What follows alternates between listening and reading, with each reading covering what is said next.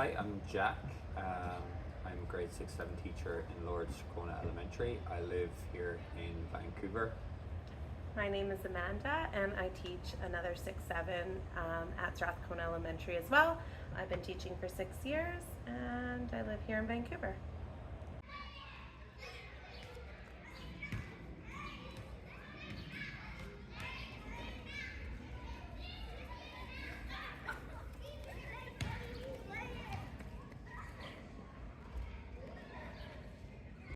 So the plant sales were our main fundraiser for the garden, and they were both successful. We found there definitely was a want for garden herbs and for flowers.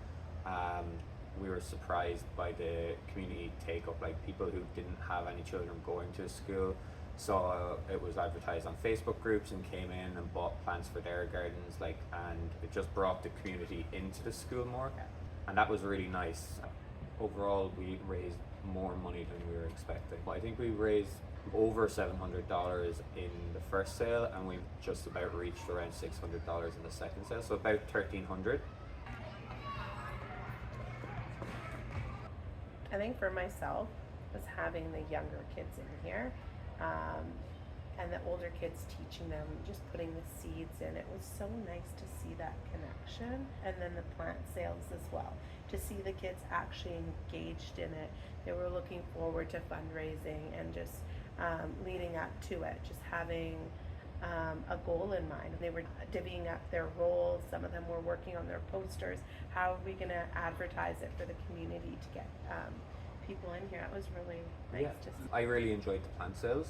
Getting to connect with the community was really nice. The first sale we done indoors, and just seeing people actively wanting to come seek the plant sale, it would have been very easy for them to avoid it if they wanted to. And a lot of members of the community just came in, and we got to show them the garden, and we got to talk about the garden, and they were all very interested. And then obviously we had so much plants, we didn't sell them all, so then we reached out to community gardens, who reached out to low-income gardeners, and you have that whole center of community. So I thought it was really nice. And I think one of the massive things we've noticed about it is there's been no pests, there's been no flies, there's been no insects, and there's been upwards of 500 plants grown at a time. So when you bring soil into the classroom, that tends to happen, and then you have lots of little flies, but with this system there's been none. It's been great. That's a big win.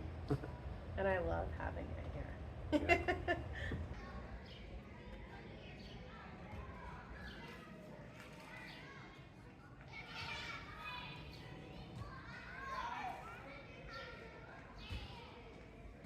If you're a garden committee in a VSB school, and you feel you're constantly going out to a superstore buying new plants year after year, it just makes sense to go and get one of these gardens. Exactly. You renew your gardens with any surplus, you actually make the money back. Exactly. It's very affordable, it's sustainable. Your kids actually build connections to the plants. That was one of the big things here, is the garden committee felt they were planting plants for them to be kind of torn out of the ground.